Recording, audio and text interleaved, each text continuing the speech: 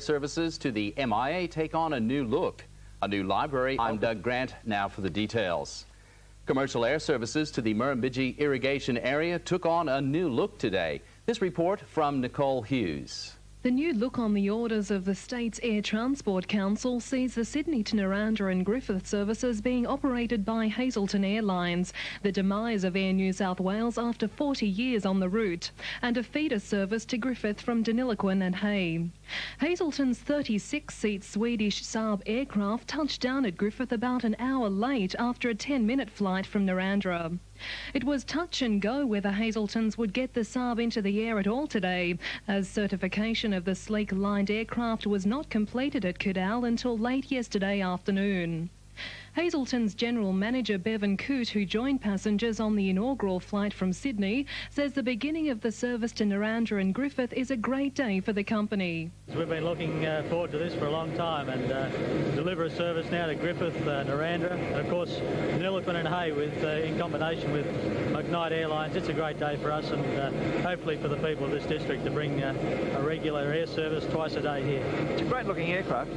We're very happy with the aeroplane. We've broken a lot of records in getting it to this day on time. It's some 3 weeks ago this aircraft was sitting in the middle of the United States, and it's come all the way across the Pacific to be here in service today. A great tribute to our engineering staff to have got it online as quickly as possible. I believe you've got another one coming online this week or next week. Yes, we do. We've got the second aircraft leaving the United States later this week. You're going to have a long association with Griffith?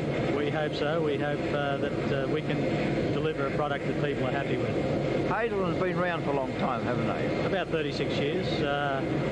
Max Hazelton, the founder of the company, and his wife Laurel own this business, so it's a family company, and we're only a small company, 170 employees. We look forward to delivering a country-style service to country people. How many ports do you service? 32 at the moment, and we'd like to stay at about that level. Mostly within New South Wales. We go as far out as Lightning Ridge, Walgett, Burke, now Broken Hill. Of course, Dubbo and Orange are our big ports. We go to the south coast, down to Merimbula, Moruya, Melbourne every day. So it's a service day for country people, basically into and out of Sydney. And launch next week? Yes, launch next week. We'd like to prove the service before we start launching it. About 90 minutes after the Hazelton aircraft took off for the return flight to Sydney, the final chapter of the history of Air New South Wales' association with the Griffith area began to unfold with the arrival of their Fokker F50. Loss of the licence to operate to Griffith has proved traumatic for the airline, and in particular for the Griffith staff, some of whom had to seek jobs in other centres. The present airline office was opened in 1969, with the first manager being Jim Moynihan, who returned to Griffith at the weekend for a special staff dinner arranged by the manager for the past 2 years, Dave Wise. Air New South Wales General Manager John Hutchison, who joined the last flight to Griffith, is still angry about the Air Transport Council decision to give the licence to Hazeltons. Under various names beginning as Butler Airlines, we've been operating well over 30 years. It may be more than 40, I'm not sure. The airline's been around for 55 years, and we opened our office here in 1969, so that's over 20 years we've had an office here. So we have a long history in the area. It's the end of an era. How does Ansett feel about this ending? Well, we're unhappy about it, of course. We believe that we've invested in the best equipment, and we've been dedicated to servicing country routes, and I don't think we've let Griffith down over the many years. And to lose our licence like that is very unfortunate. It's a sad day.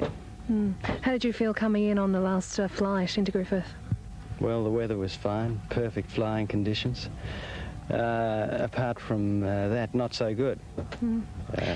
John, will you be making a move to try and get your licence back sometime in the future? It's unlikely that we'd be able to fly here again, because with that size of aircraft, it's quite a large aircraft for regional operations. It's a very big investment, $15 million each aircraft.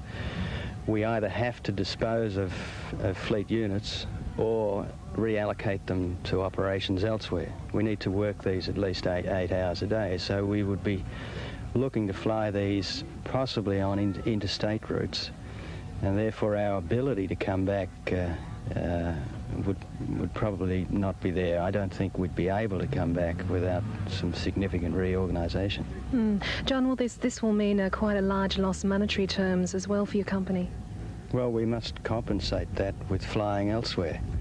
This, of the routes that the state government have reallocated to other operators, this is the largest and obviously the most significant. It's also a community that's a long way from Sydney and so very dependent on air travel, whereas some of the closer communities, driving cars, other alternative means are available. But here it's a long way to drive, and so generally we've had a lot of support from Griffith. There were mixed feelings, mainly regret among the passengers who joined Air New South Wales' last flight from Griffith to Sydney. I was terribly sad this morning to be on the last flight, but I'm not terribly sure what it'll be like. The point is we're terribly sure of this one, and that makes you a bit scared perhaps. Not terribly sure how I feel about it at the moment. Oh, like my colleague, I feel very sad about it.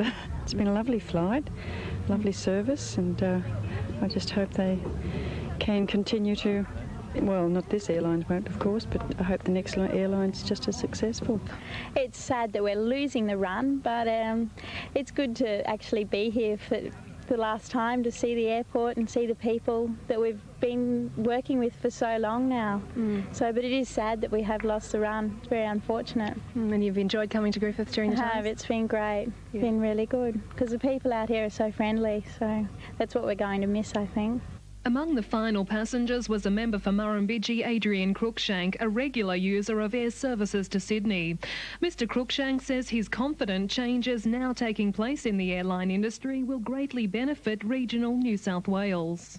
The changes that have taken place, and I think that in future I'm hopeful that the town of Griffith will prosper as far as its air service is concerned, and I feel that Ansett in its new ventures with deregulation, etc., on the main routes, it'll be kept very, very busy, and it still has some regional routes in New South Wales. But all in all, I'm hopeful that it'll be a very equitable solution to problems that have been prevailing for some time in the country and regional routes, and I wish Ansett all the best, and thank them very much for taking me down to Sydney today, and I think that I hope that it'll all be for the best for all concerned.